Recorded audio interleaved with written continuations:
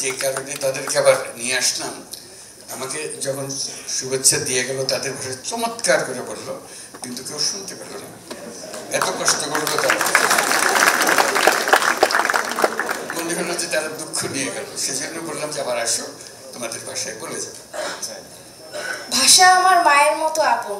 ধন্যবাদ মাননীয় প্রধান উপদেষ্টা। কুসুগাংনি আমানি গিত্তান হানথাংনি মিথ্যালা। কোন ভাষা? গারো ভাষা। এটা গারো ভাষায় বলবো।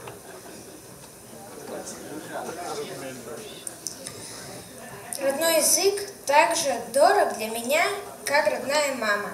Спасибо, уважаемый главный советник. Спасибо.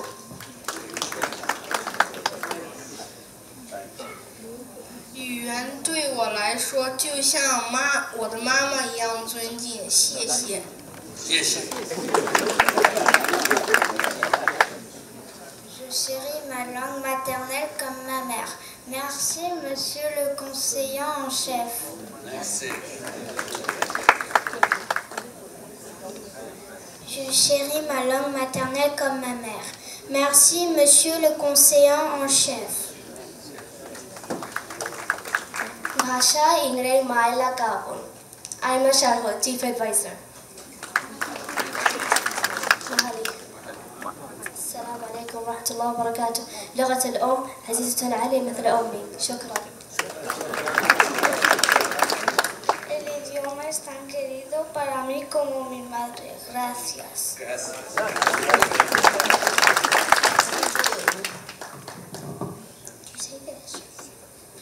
Language is as dear as my mother. Thank you. এবার সবার জন্য একটা জোরে তালি।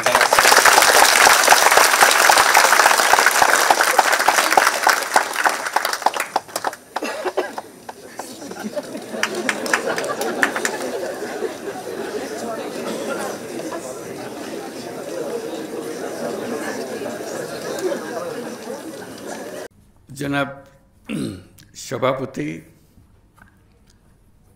সর্বজনশ্রদ্ধেয় প্রফেসর সিরাজুল ইসলাম চৌধুরী, অতিথিবৃন্দ, excellencies, and my little friends who gave me the greetings,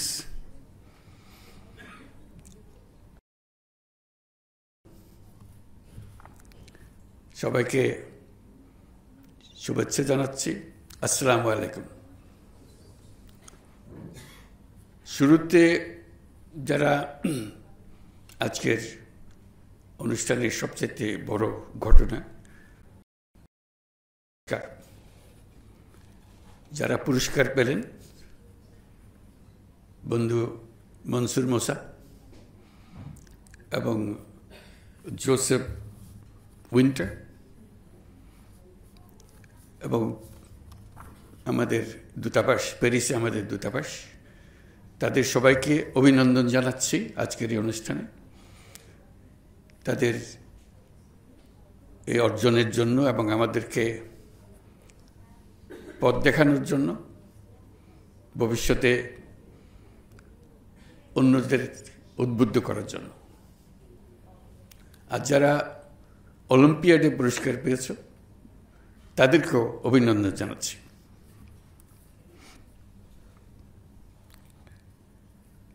জাতির মুক্তি সংগ্রামের ইতিহাসে ভাষা আন্দোলনের গুরুত্ব অপরিসীম। এই আন্দোলনের মধ্য দিয়ে একটা অসাম্প্রদায়িক গণতান্ত্রিক ভাষাভিত্তিক জাতিসত্তা গঠনের ভিত রচিত হয়েছে। রাষ্ট্রভাষা বাংলা, এই আন্দোলন বাঙালির মাতৃভাষা বাংলার মর্যাদা রক্ষার জন্য সূচিত হলেও এর মূল চেতনাটি ছিল স্বাধিকার প্রতিষ্ঠা করা।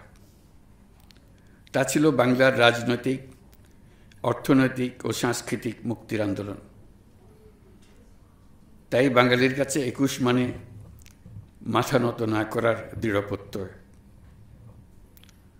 ৫২-র ২১শে ফেব্রুয়ারি তাই শুধু বেদনার্ত অতীতকে স্মরণ করে অশ্রু বিসর্জনের দিন নয়, বরং এক অবিনাশী প্রেরণা, সকল ধরনের অন্যায়, অবিচার, ষড়যন্ত্রের বিরুদ্ধে রুখে দাঁড়ানোর বীজমন্ত্র।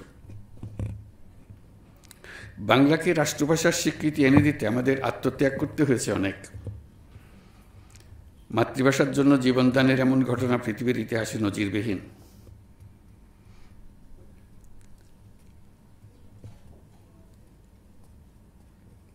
আমরা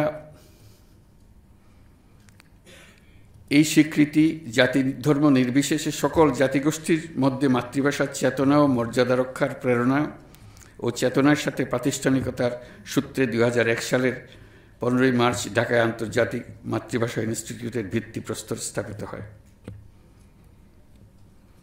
বিশ্বের সকল মাতৃভাষার সংরক্ষণ, উন্নয়ন, গবেষণার ইতিবৃত্তকে লক্ষ্য করে আন্তর্জাতিক মাতৃভাষা ইনস্টিটিউট তার যাত্রা শুরু করে। মাতৃভাষা যে কোনো নৃগোষ্ঠীর ইতিহাস, অর্থনীতি ও সংস্কৃতির বাহক। মাতৃভাষার সঙ্গে সকল মানুষের আত্মার সম্পর্ক। মাতৃভাষার পর মানুষ যত ভাষায় আত্মস্থ করুক, সেসব নতুন ভাষায় যতই পারদর্শিতা অর্জন করুক না কেন, মাতৃভাষাকে তার হৃদয়ের গভীরতা থেকে সরাতে পারে না। পৃথিবীর প্রায় সকল দেশে নানা ভাষার কিংবা হাতে গোনা কয়েকটি দেশের কিছু মানুষ নাগরিকত্ব গ্রহণ করে কয়েক ধরে বসবাস করে। নতুন দেশের ভাষা তাদের দৈনন্দিন জীবনে 24 ঘন্টার ভাষায় পরিণত হয়ে যায়, কিন্তু তবু সেই ভাষা মাতৃভাষায় পরিণত হয় না। তারা নিজেদের মধ্যে একত্র হলেই উৎসাহ সহকারে নিজেদের মূল ভাষায় ফিরে যায়। তাদের মূল ভাষা সৃষ্টি করে নিজেদের। যেসব শহরে তাদের মাতৃভাষাভাষীর সংখ্যা বেশি, তাদের মেয়র, সিটি কাউন্সিলের সংখ্যাগরিষ্ঠতার জোরে অনায়াসে নির্বাচিত হয় তারা।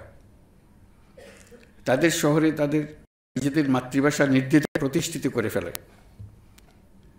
তাদের মাতৃভাষায় সরকারি দৈনন্দিন কাজকর্ম পরিচালনা করে। তাদের ভাষাভাষী পুলিশ শহরের আইনশৃঙ্খলা রক্ষা করে। অথচ শহরের গণ্ডি ছাড়ালেই তারা আবার তাদের নতুন ভাষায় সাবলীলভাবে ফিরে যায়। শহরের নতুন নাগরিকদের নিয়ে পুরনো নাগরিকদের মনে কোনো ক্ষোভের সৃষ্টি হয় না। এক ভাষা শিখলেই ভাষায় দুর্বল হয়ে পড়বে, এই ধারণার কোনো ভিত্তি নেই। পৃথিবীর বহু দেশে একই নাগরিক সাবলীলভাবে কয়েকটি ভাষায় কথা বলবে, এটা খুবই স্বাভাবিক বলে ধরে নেওয়া হয়। তারা শৈশব নানা ভাষা স্কুলে পড়ার সময় প্রত্যেক ছাত্রকে অন্তত একটি ভিন্ন ভাষা শেখা বাধ্যতামূলক করা হয়। ছাত্ররাও আনন্দ সহকারে সেটা করে থাকে। ইংরেজি শিখলেই বাংলা ভুলে যেতে হবে, এরকম কোনো চিন্তা তাদের কারো মাথায় আসে না। আমরা দ্রুত গতিতে নতুন পৃথিবী সৃষ্টি করে চলেছি। এই জন্য মূলত নিত্য নতুন প্রযুক্তি প্রধানত দায়ী। প্রযুক্তির প্রাধান্যের সঙ্গে আসে ভাষার প্রাধান্য। যে দেশের প্রযুক্তি পৃথিবীতে প্রাধান্য অর্জন করতে থাকবে, তার সঙ্গে প্রাধান্য অর্জন করতে থাকবে প্রযুক্তিদাতা দেশের ভাষা। সারা পৃথিবী এই ভাষা শেখার জন্য ঝাঁপিয়ে পড়বে। স্পুটনিক যখন মহাকাশে উড়ল, সারা পৃথিবী রাশিয়ান ভাষা শেখার জন্য ঝাঁপিয়ে পড়ল। যে স্কুলে, যে বিশ্ববিদ্যালয়ে রাশিয়ান ভাষা শেখানো হয় না, সেই শিক্ষা প্রতিষ্ঠানগুলো ছাত্রদের এবং অভিভাবকদের উৎসাহ হারিয়ে ফেলল। আবার যে মাত্র চীন প্রযুক্তিতে এগিয়ে গেল, চীনা ভাষা শেখার ধুম লেগে গেল। যে দেশ পৃথিবীতে নেতৃত্ব দেবে, পৃথিবী সে দেশের ভাষার দিকে ঝুঁকে পড়বে। এটাই নিয়ম। যে দেশের কিছু দেবার নেই, সে দেশের ভাষাতেও পৃথিবীর আগ্রহ নেই, অথবা থাকলেও খুব নিম্ন পর্যায়ের। প্রযুক্তি ছাড়াও যে কোনো দিক থেকে জাতির নেতৃত্ব দিতে পারলে, যে কোনো একটি দিক থেকে জাতির নেতৃত্ব দিতে পারলে সে দেশের ভাষার প্রতি মানুষের আগ্রহ বাড়বেই, সে ভাষা যত জটিলই হোক না কেন। জাতি এগুলে ভাষা এগোয়, ভাষার সম্মান বাড়ে। নিজ ভাষার নিবেদিত প্রাণ প্রচারকর্মী হওয়া সত্ত্বেও জাতির কাছ থেকে পৃথিবীর ভাণ্ডারে কিছু দেবার না থাকলে ভাষার প্রতি আকর্ষণ সৃষ্টি করা সম্ভব হয় না। ভাষার প্রতি আগ্রহ সৃষ্টির সঙ্গে সাহিত্য, প্রযুক্তি, বিজ্ঞান সরাসরিভাবে জড়িত। আমরা যখন মাতৃভাষায় কথা বলি তখন যেন মনে রাখি মাতৃভাষা মানুষের প্রাথমিক ভাষা। এরকম একটি ভাষা প্রথম শ্রবণে